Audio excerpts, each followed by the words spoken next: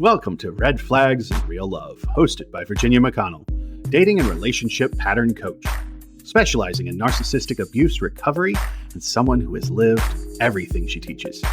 This show is about recognizing the patterns that keep us stuck, leaving what's hurting us, and rebuilding into something real. Here's your host, Virginia McConnell. All right, and welcome to another episode of Red Flags and Real Love. Today's guest I have is NK Navarro. She is author of When the Bar is in Hell. So dating at 40, entrepreneur, educator, single mom who has spent the last 5 years navigating the wild world of modern dating after 40. After raising children, building businesses, earning 2 master's degrees, and relocating to secure specialized care for her youngest son, NK found herself back in the dating pool and quickly discovered that experience doesn't make dating less complicated. Through humor, honesty, and hardworking earned wisdom, she shares the realities of dating apps, heartbreak, self-worth, resilience, and what it means to start over in midlife. Her book, When the Bar is in Hell, Dating at 40, combines laugh out loud dating stories with powerful lessons about healing, boundaries, and finding yourself again after disappointment. Whether discussing relationships, single motherhood, entrepreneurship, or personal reinvention, NK brings authenticity, vulnerability, and plenty of humor to every conversation. Please welcome NK Navarro. I'm so happy you're here. Thank you for having me, Virginia. I really appreciate it. Yes, yeah. So can you tell me just a little bit about your book? Like when did you have your book release? Sure. So my book was released May 23rd, 5 days before my birthday. And it really is the culmination of 5 years of dating, my life going through the ups and downs of relationships and just, being 40 and what that means. Yeah, I'm also over 40 and it's definitely different. Yeah. No one prepared us for this. I mean, I think that a lot of women had you just wait, right? Like, I feel like I heard that from my aunts and my mom, right? And grandma, but no one said, hey, listen, hot flashes are real and they suck. Right? Or the bra that's needed to lift and separate. Yeah. No one told us any of that. I feel like I guess maybe I missed that class when it was offered. But then here I am, right? So here I am at 40 and I'm like, why am I dying of heat right now? Like, what is going on? Is anyone else hot? Like, it's just not fun. No. And that's like literally 2% of it, right? Yes. Correct. Not even the whole of it, because I believe men are ovulating as well. To be honest with you, they're going through their stuff, and being single while going through the stuff is really why I wrote the book of just owning your own home, being semi-successful, right, and then being single. It's like an awkward stage. I'm not saying that if you are not of means, you're having an easier time. I am just saying that you would think that some things would be easier, right? Meaning that men who have a similar situation, lifestyle, would be like, yeah, okay, let's have a real conversation. No. These men out here at this age group, they are interesting creatures, as are we, as are women. So that's, again, this book is my accountability moment. It's my humor. It's structured as a rom-com / memoir, right? So I started writing journal entries. I always keep a journal. And I started sharing some of my experiences with, of course, my friends and, just strangers. And everyone would be cracking up like, oh my gosh, you should write a book. Like, this is hilarious. And so I did. Yeah. That's awesome. Thank you. Yeah. So that's really new. So you said May. Yes, May 23rd. It has been released and it's been so exciting. So I'm available at on all platforms, meaning Barnes & Noble, Walmart. You can go anywhere and get the book. And then Canada just picked it up. So Indigo I think .ca. You can get it there. So it's been really exciting. I have 3 small bookstores who have agreed to have it on its shelves full time. I'm a small bookstore lover. So yeah, a lot of people are reading it and saying things like, I completely understand. Yes. Oh, when this chapter right here speaks to my truth, like it's been really fun. That's awesome. Congratulations. Thank you. Thank you so much. Yeah. Would you mind sharing kind of one of those crazy dating stories? Oh, I can tell you several. So the one that people are like, wait, what? So I dating online, I'm using the online apps, right? And meet this guy. And a lot of the folks that I had been, matching, we really didn't make it out of the app, right? Either they showed me something that was crazy, meaning lustful, or sending me inappropriate, pics, or just wanted to talk all the time and not ask me out on a date. So, okay, that's number one. And so then this guy, we actually make it out of the app, and he's like, let's do coffee. I'm excited about coffee because to me, coffee is a low stakes date, and that shows that he actually wants to talk to me, right? So, okay, we meet for coffee. He's a little bit late. He pulls up in a minivan. Now, we had been speaking on a regular basis. I knew he had children, but, I just don't know many 40-year-olds in minivans. So, okay, that's kind of like question mark. Then he gets out of this minivan. He gives me a hug, and my foundation gets on his shirt. He freaks out. I'm talking about like, oh my God, this is on my shirt. Do you have makeup remover? I can't believe you got this on my shirt. I was like, excuse me? Ooh. Let's calm down. Why do you have another date after? And if that is true, great. We're not married. This is our first meeting. That's a real thing. He's like, no, I'm not seeing anyone. It's just, I just don't like to be dirty. Oh, so my foundation is dirt on you. Okay. Cool. So in my mind, I am literally like, I'm never going out with this guy, right? I'm just in it for the free coffee, right? Yeah.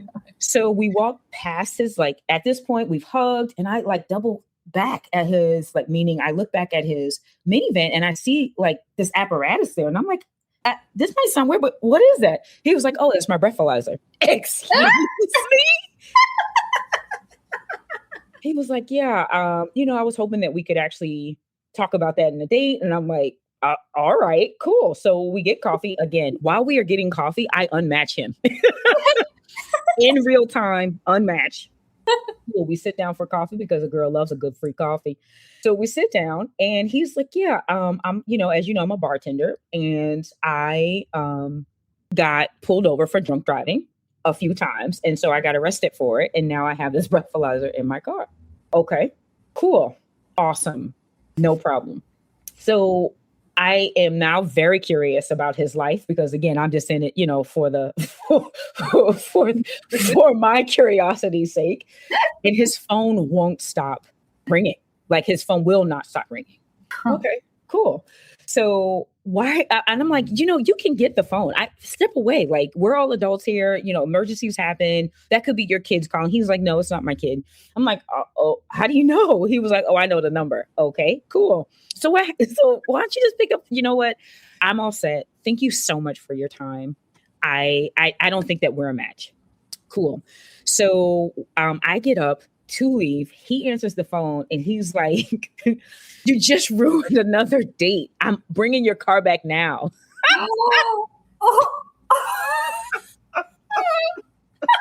I can't stop laughing. Virginia, I cannot. I am just like, only me. Clearly this was like a woman or, like baby mom. And he's had this breathalyzer installed in her minivan. And I'm like, who? Why are you dating? Why are you dating if this is your truth? What, right? Like, why? Why are you going to bring anyone else into that shit show? Correct. Why is this your truth right now? And why, Lord? Why me? What about me says, yes, this is the person that you need to be involved with? Like, why? And so why I'm sharing this date is because this is like, I picked this guy, meaning he's gorgeous. He is absolutely gorgeous. He has the moves. He's tall. He's, beautiful, greenish brown, like with these gold flecked eyes, muscular. He is delicious. He's a bartender for a reason. Okay. He is gorgeous. Now, I'm not saying that all gorgeous men are toxic. What I am saying is, really, Nakia, he's gorgeous. He's single. He's telling you he has 4 kids. He's never been married. Like his stats don't speak to consistent marriage material. So why is it that I keep choosing this type of man? Because at this point, this is me, right? Like, yes, he has some things that he needs to work through, but Nakia picked this guy. I swiped right on this guy. And so what I write about in the book is, yes, everyone is laughing. Yes, this is a good haha moment.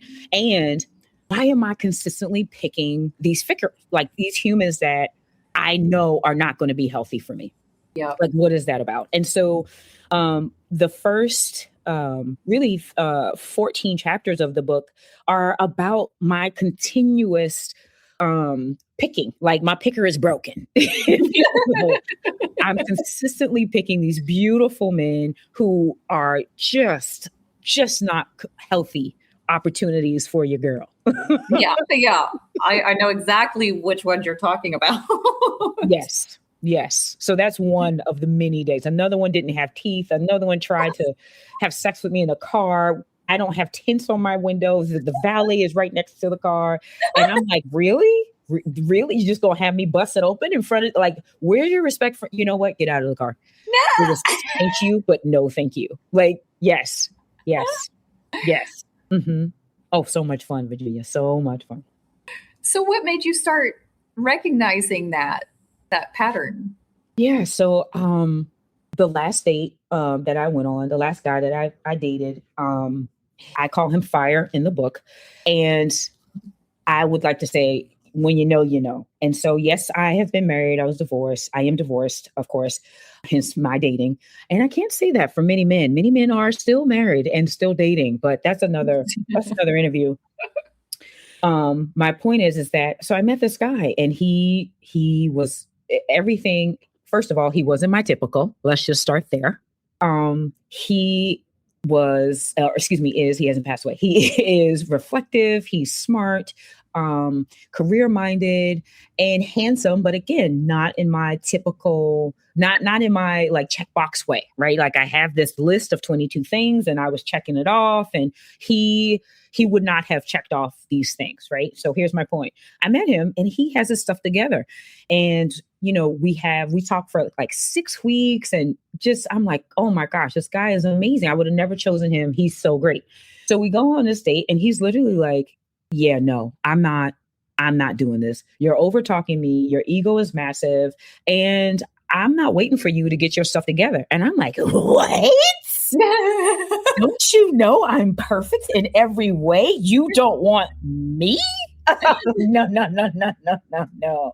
That is not how this goes. I am beautiful. I am smart. I have all the things. And he's like, no, yeah, you are gorgeous, but you're not really ready for a real relationship. And I'm not waiting for you to get ready.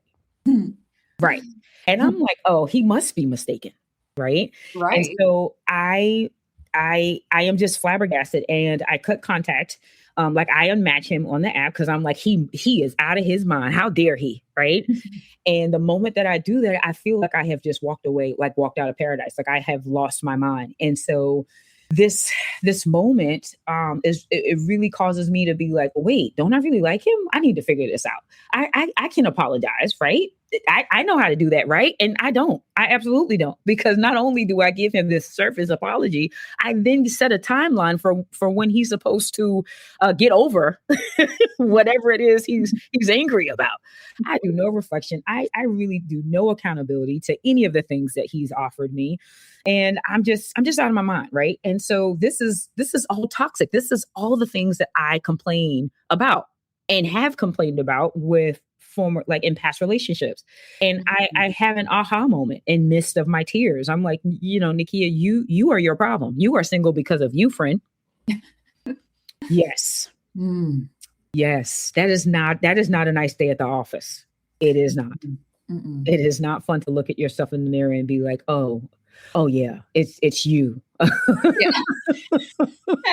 And it's going to keep being you until you change something. Correct. Correct. So that's what happened. To answer your question. Oh, wow. That takes so much. And like self-reflection is really difficult to do for so many. Like just it's hard. And man, you're brutal. Like it's not fun. It was right there. And yeah, that's awesome that you were able to see it, take note of it, and like have someone that actually pointed that out, because a lot of times people would just walk away if they were in that position. Yes, absolutely. Not even say anything. But I think it's almost like he saw potential where he was like, yeah, but correct. Correct. Yes. Yeah. Wow. Exactly. To your point, I love the wow. I just want to that's a hard stop. Yeah. Right?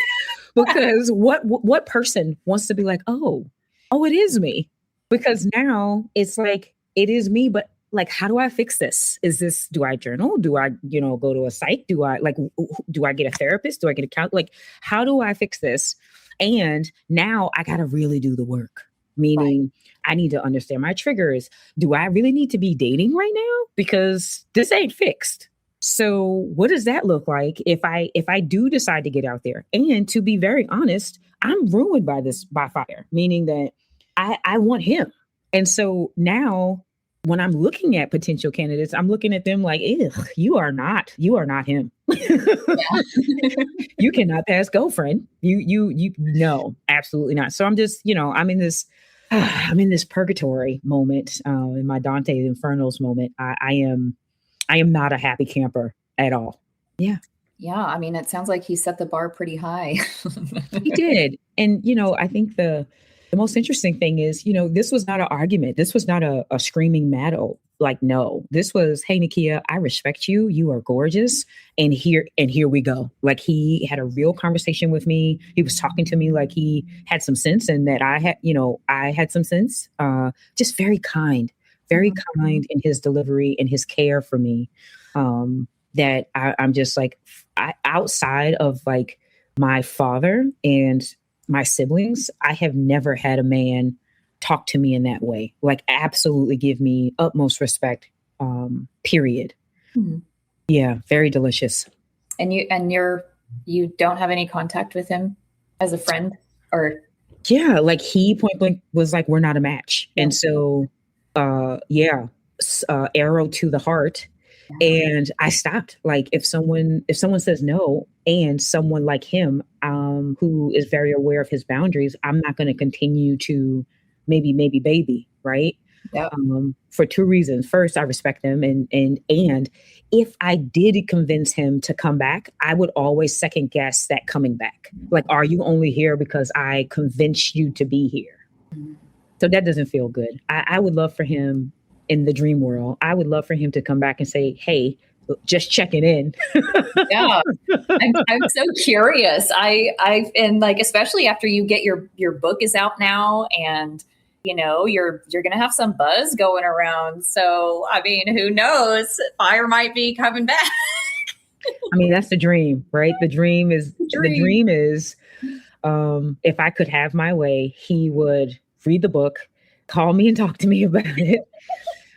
Ask me out, and we live happily ever after, right? Like, that would be the dream. But here in the real world, I'm happy to have experienced a man like him. I'm happy to be in this moment that I hate, like this moment of growth. Growth is never fun. I don't care what anyone says.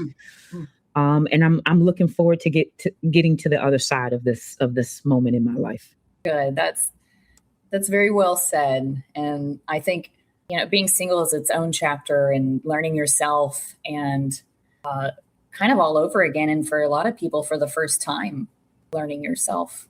I wholeheartedly agree. And I would like to say that I don't like me. And I'll justify it. It's easy. It's easy being the person who takes care of everyone else. It's easy being the fixer. It's easy being, oh, Virginia, you need some help with your garden? Sure, I can come over and help. It's easy being that person. It is hard being your person. Yeah. Yeah. Yeah.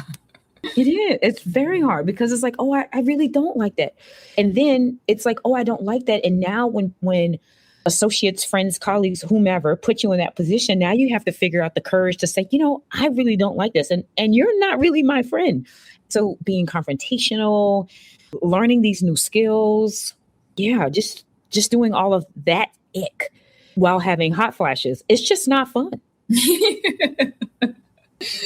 And so how did you get through your kind of, self-discovery and inner healing journey? What kind of did you do to get through that? And please finish. I'm sorry. No, it's okay. I was going to say, and continue to do. So I'm learning the word no has a period. That is very hard for me because I am a pleaser, and I'm giving myself time to break down. So before I would just push through it, bottle it all down and keep going. And that's just not me. Like I just can't do that anymore. So when I have rough days, okay, I'm having a rough day. I need to lay down. I need to rest. I need to drink some tea, maybe go for an evening walk, like just trying to ground myself and acknowledge the fact that life is not a fun moment at this time, right? Before I would just be like, nope, I can fix it. I will figure it out. And here we go. And I would drill through it and really not give myself any time to be human and acknowledge my humanity at all. I just wouldn't. I am a machine. I will keep going. I will be at that gym appointment and I will take on all the meetings and everyone is getting a yes from me, regardless of my life literally falling apart. That day can't happen. Like I just cannot do that. Well, it's crazy that so many people do relate with that entirely so much. I mean, so many parents trying to, work, go to school, take their kids to school, have kids, have pets, have their own businesses, everything. I mean, everyone's trying to juggle things. And the more that you know about yourself and the more you're able to put time aside for yourself and really, decompress and have time to process things like that is so important. And yeah, super, super important. And I think do you write about any like exercises or things that you've done for yourself in your book?